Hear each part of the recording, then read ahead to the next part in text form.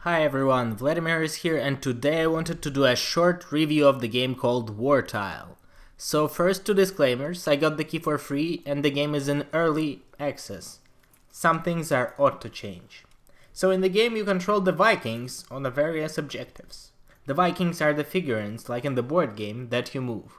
The twist is that they attack defend in real time, making it somewhat a blend between turn-based and real-time game. The game has a few pros.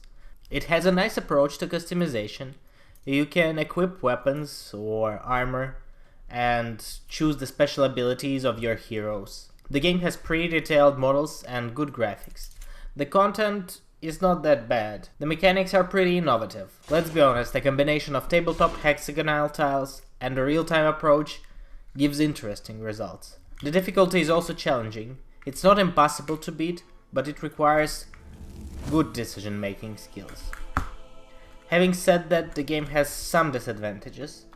Firstly, it's slow-paced. Sometimes you just sit there and stare how figures keep hitting each other. Sometimes your heroes cannot hit the enemy multiple times in a row. And, well, it gets worse. The game is in real time, but the cooldowns between the attacks feel a bit too much. They do not give the impression of awesome, dynamic Viking fights. The game was just not fun to me. Positioning matters, skill choice matters, but there are not many skills that you can use at once.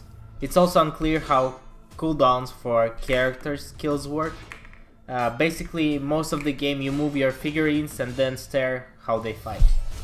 Tutorial is not nearly enough. It gives a glimpse of basic control, but it's entirely possible, and actually probable, to lose the first mission after that. Some game mechanics explanation would help, like telling players about block chances, possibility to equip items after tutorial is over, maybe some tips on tactics, like a lot of strategy games do it during the loading time, and so on. And a special point goes for the fonts. I'm not sure if the game is made in Unity, but the fonts really give away that Unity feel.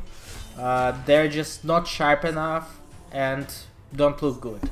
The UI is not terrible, I think it's convenient, but the fonts make it look much worse than it actually is.